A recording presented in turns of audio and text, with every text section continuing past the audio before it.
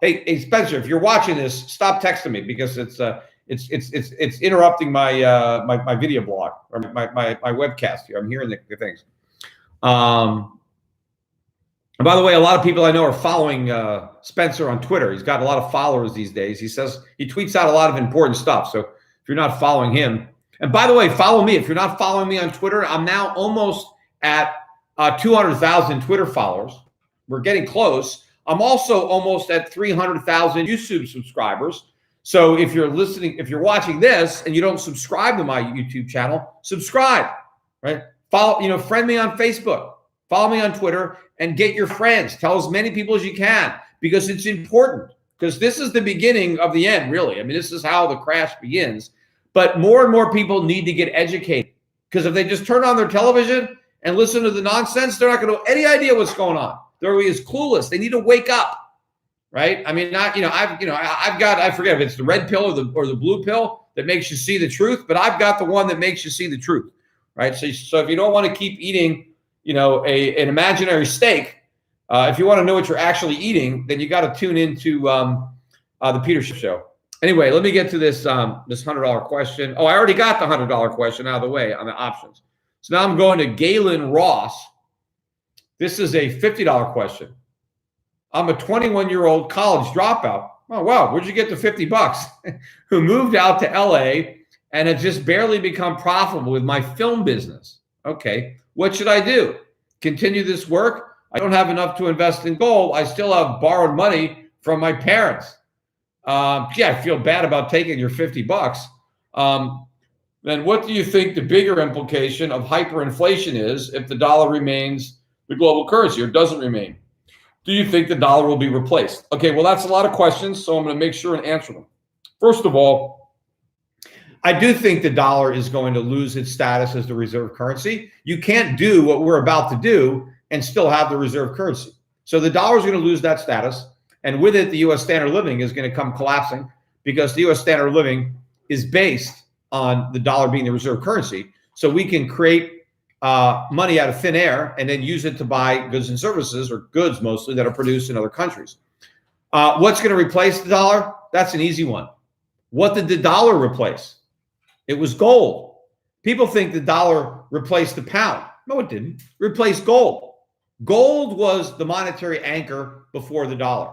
All the world's currencies were backed by gold. Gold was the reserve, right? What happened is after the Second World War, we had all the gold. We had all the factories. We had all the exports. We were the richest nation in the world, biggest creditor nation. And we convinced the world to go on the dollar standard because not only was the dollar backed by gold, it was redeemable on demand in gold. In fact, the dollar was gold. The dollar was legally defined as a weight of gold or silver. The Federal Reserve note, the pieces of paper, were just IOUs for gold. They were, they were like checks that you cashed them by going to the Federal Reserve and they gave you your money, which was gold.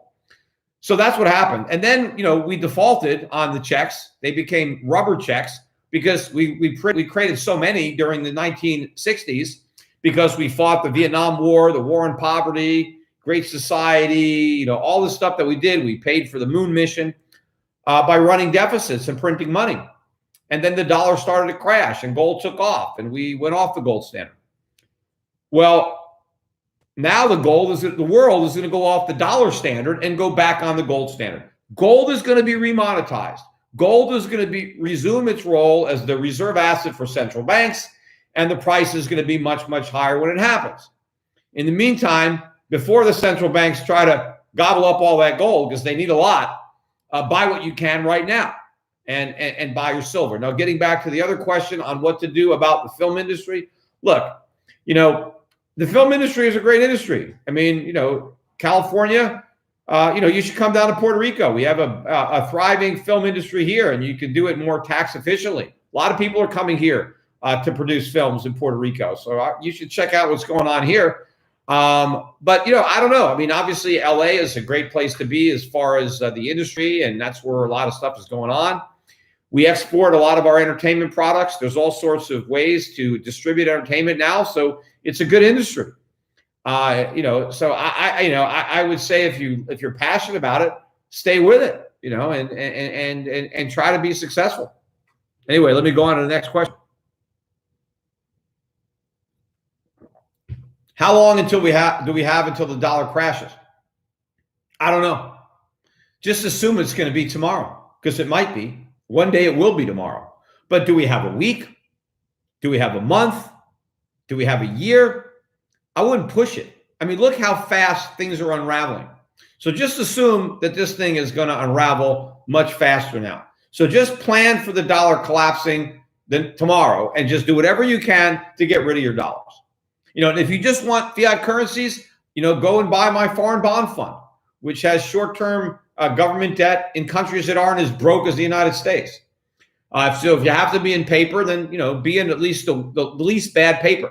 People keep saying that the U.S. is the cleanest, dirty shirt in the hamper. You know, they're looking at the wrong hamper. We're the dirtiest shirt in the hamper I'm looking at. And so I want to buy the ones that are less dirty. But the shirt that's not dirty at all, that's not in any hamper, is gold. Gold's real money. So buy some gold if you don't want to hold your purchasing power in depreciating fiat currency.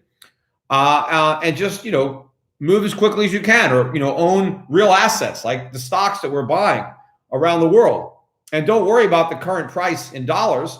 That's just an opportunity. The lower the price in dollars, the more you can get for your dollars. Because eventually, if the dollar becomes worthless, the price of all the stocks we're buying becomes infinite, right? If the dollar is worthless, it doesn't matter how many dollars you have, right? I mean, look what happened to the stock market in Zimbabwe. You know, look what happened to the price of gold in Zimbabwe. The price of gold went up a lot more than the price of stocks, but the price of stocks went up too because the currency collapsed to near worthless. All right, next question. Do you think there will be capital controls? Probably. I think there's going to be price controls too. Capital controls where they make it difficult or impossible to get money out of the country. I mean, they've already made it difficult now with all the regulation, all the money laundering and stuff that we got from the last crisis, or actually not the last crisis, the crisis in 2000 after the September 11th bombings. We lost a lot of individual liberty there, not because we got bombed, but because of what the politicians did in reaction. I mean, that's happening again. Regardless of how real or manufactured the coronavirus crisis is, and let's just assume for a moment that it's as bad as the worst case scenario for the coronavirus. The greater problem is how our politicians are taking advantage of this crisis to do all sorts of things that they never could have done, right? All sorts of terrible socialist, draconian legislation that destroys individual rights and liberty that never could get through Congress during a normal period always goes through in a crisis. And so you are going to see some unbelievable liberty-destroying, freedom-destroying, economic-destroying bills being signed into law by President Trump. So if you thought he was going to drain the swamp, you were wrong. If you thought he was going to make America great again, not even close. All right. Turn that down. When hyperinflation occurs and gold and silver skyrocket, what can customers of goldmoney.com do to protect themselves from a massive capital gains as well as possible gold confiscation? Well, you know, yes, I mean, the best way to protect yourself from gold confiscation is to have your gold in your own possession. So if you get some gold from Schiff Gold, you know, no one's going to find it. I mean, unless you're dumb enough to turn it in, you're going to have it. But yeah, if they go to the banks, I mean, don't have it at a U.S. bank. I mean, don't have it in a safety deposit box at a U.S. bank. You'll never get it out of there. Gold Money has all of its gold outside the United States. So hopefully if the United States is dumb enough to confiscate gold or corrupt enough to do it, then other nations will refuse to cooperate and turn in the gold. But who knows? I don't know what kind of crimes. I mean, maybe it'll be a capital offense. I don't know what they're going to do to people who don't turn in gold that they have a record of, or they can find that you have it. As far as capital gains, I mean, obviously, yeah, that's a problem. I mean, because I think Donald Trump is going to lose. I think Joe Biden is going to be the next president of the United States. I think the capital gains tax is going to go way, way up. Who knows? There could be a windfall profits tax on anybody who escaped the collapse. I mean, they may try to vilify.